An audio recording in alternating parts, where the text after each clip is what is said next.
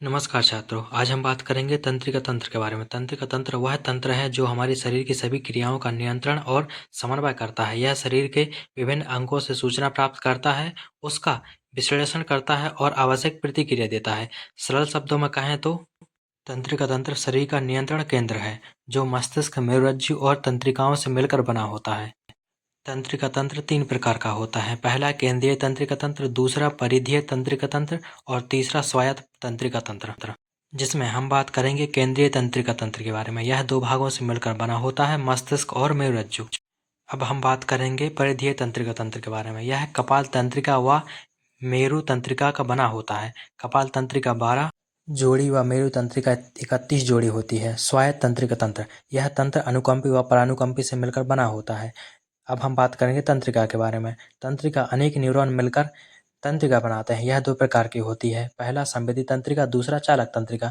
संवेदी तंत्रिका सूचनाओं को अंगों से लेकर मस्तिष्क तक लेकर जाती है, यह इसका कार्य है। और चालक तंत्रिका सूचना को मस्तिष्क से अंग तक लेकर आती है, यह इसका कार्य है। जहाँ पर दो न्यूरॉन जुड़ते हैं उस स्थान को सिनेप्स कहते हैं। यहाँ न्यूरोट्रांसमीटर पाए जाते हैं। न्यूरॉन से सूचना तंत्रिका आवेग के रूप में जाती है। प्रतिवर्ती क्रिया, किसी उद्दीपन के लिए बिना सोचे समझे होने वाली अनैच्छिक व अचानक प्रतिक्रिया को प्रतिवर्ती क्रिया कहते हैं। यह क्रिया मेरुरज्जु के द्वारा होती है। उदाहरण के लिए हम समझ सकते हैं, गर्म चीज को हाथ लगाने पर हाथ को हटाना या फिर पिन लगने पर हाथ को हटाना। अब हम बात करेंगे संवेदी अंग के बारे में। हमारे शरीर में केवल 5 ही ऐसे अंग होते हैं जो संवेदी कहलाते हैं। पहला आँख, दूसरा कान, तीसरा जीभ, चौथा नाक, पांचवा त्वचा। आँख यह प्रकाश के प्रति संवेदी है। कान यह ध्वनि के प्रति संवेदी है। जीभ जो है यह स्वाद के प्रति संवेदी है। नाक यह गंध के प्रति संवेदी। त्वचा यह स्पर्श के लिए संवेदी है। अब हम बात करेंगे मस्तिष्क के बारे में। मस्तिष्क हमारे शरीर का सबसे जटिल अंग यही माना जाता है। मस्तिष्क 3 परतों से मिलकर बना होता है। पहला है ड्यूरा मैटर, यह सबसे बाहरी परत व सबसे कठोर परत होती है। दूसरी परत है एरोक्नाइड मैटर, यह बीच वाली परत होती है और यह परत जालिनुमा पाई जाती है। तीसरी परत है पिया मैटर, जो भीतरी परत है, मस्तिष्क व मेरुरज्जु से चिपकी रहती है। मस्तिष्क की परतों में लिक्विड भरा रहता है, जिसका नाम सेरेब्रो स्पाइनल द्रव कहते हैं।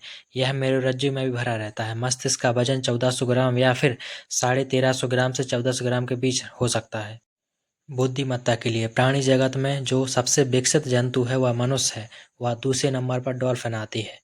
मस्तिष्क की प्रकृति, मस्तिष्क की प्रकृति क्षारीय होती है। इसका पीएच मान 7.33 या फिर 7.31 से 7.33 औसतन लगभग हो सकता है। इसमें मुख्य रूप से पानी, ग्लूकोज, प्रोटीन और कुछ श्वेत रक्त कोशिकाएं होती हैं। अब हम बात करेंगे मस्तिष्क के बारे में। मस्तिष्क 3 भाग से मिलकर बना होता है, अग्र मस्तिष्क, मध्य मस्तिष्क और पश्च मस्तिष्क। अग्र मस्तिष्क यह 2 भागों से मिलकर बना होता है। पहला है प्रमस्तिष्क या फिर इसको सेरेब्रम भी कहते हैं।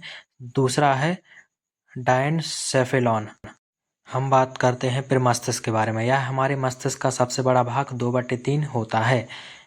इसके कार्य बुद्धिमत्ता, याददाश्त बनाना, निर्णय लेना, मस्तिष्क का सबसे विकसित भाग यही माना जाता है।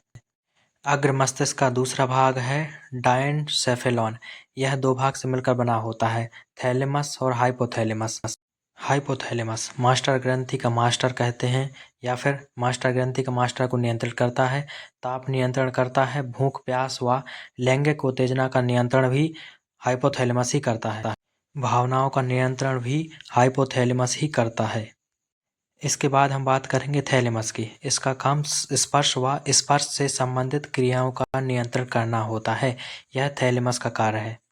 ऑल्फैक्टरी घ्राण पिंड, यह सूंघने की सूचना देता है, यह इसका कार्य होता है। अग्र मस्तिष्क मस्तिष्क का सबसे बड़ा भाग होता है। अब हम बात करेंगे मध्य मस्तिष्क के बारे में। मध्य मस्तिष्क देखने व सुनने में सहायक होता है। इससे प्रश्न बनता है, मस्तिष्क का कौन सा भाग दिखाई देने व सुनाई देने के लिए रिस्पॉन्सिबल होता है? हमारा उत्तर रहेगा मध्य मस्तिष्क। यह 4 पिंडों से मिलकर बना होता है, जिन्हें मिलाकर कपोरा क्वाड्रिजेमिना कहते हैं।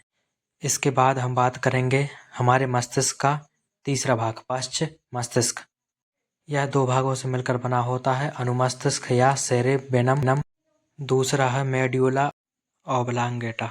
अब हम बात करेंगे अनुमस्तिष्क के बारे में। अनुमस्तिष्क अग्र मस्तिष्क के बाद दूसरा सबसे बड़ा भाग होता है।